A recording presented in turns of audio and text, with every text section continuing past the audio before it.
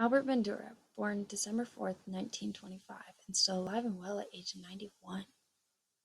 Bandura's social learning theory posits that people learn from one another via observation, imitation, and modeling. The theory has often been called a bridge between behaviorist and cognitive learning theories because it encompasses attention, memory, and motivation.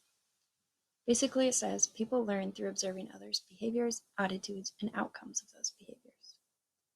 In one of the best-known experiments in the history of psychology, the Bobo doll experiment, Bandura demonstrated that children learn and imitate behaviors they have observed in other people.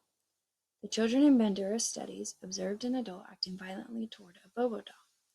When the children were later allowed to play in a room with the Bobo doll, they began to imitate the aggressive actions they had previously observed.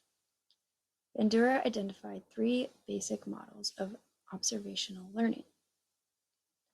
1. A live model, which involves an actual individual demonstrating or acting out a behavior. 2. A verbal instructional model, which involves descriptions and explanations of a behavior. 3. A symbolic model, which involves real or fictional characters displaying behaviors in books, films, television programs, or online media. As you can see, observational learning does not necessarily require watching another person engage in an activity.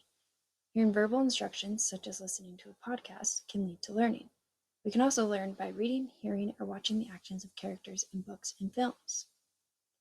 Children may imitate the behavior they have observed regardless of whether the behavior is gender appropriate or not. There are a number of processes that make it more likely that a child will reproduce the behavior that its society deems appropriate for its gender.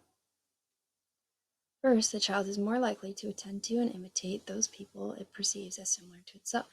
Consequently, it is more likely to imitate behavior modeled by people of the same gender.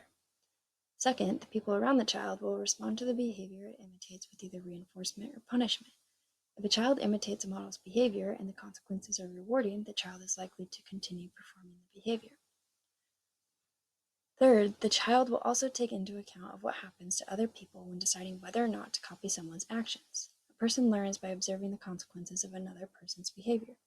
For example, a younger sister observing an older sister being rewarded for particular behavior is more likely to repeat that behavior herself. This is known as vicarious reinforcement. Observational learning cannot occur unless cognitive processes were at work. These mental factors mediate in the learning process to determine whether a new response is acquired. Therefore, individuals do not automatically observe the behavior of a model and imitate it. There is some thought prior to imitation, and this consideration is called mediational processes.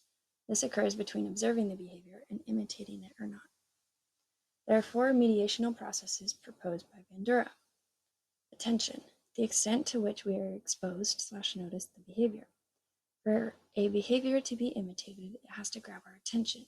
We observe many behaviors on a daily basis, and many of these are not noteworthy. Attention is therefore extremely important in whether a behavior influences others imitating it. Retention, how well the behavior is remembered. The behavior may be noticed, but it is not always remembered, which obviously prevents imitation. It is important, therefore, that a memory of the behavior is formed to be performed later by the observer. Reproduction, the ability to perform the behavior that the model has just demonstrated. We see much behavior on a daily basis that we would like to be able to imitate, but this is not always possible. We are limited by our physical ability, and for that reason, even if we wish to reproduce the behavior, we cannot. Motivation, the will to perform the behavior. The rewards and punishment that follow a behavior will be considered by the observer. If the perceived rewards outweigh the perceived costs, then the behavior will be more likely to be imitated by the observer. If the vicarious reinforcement is not seen to be important enough to the observer, then they will not imitate the behavior. Created using Powtoon.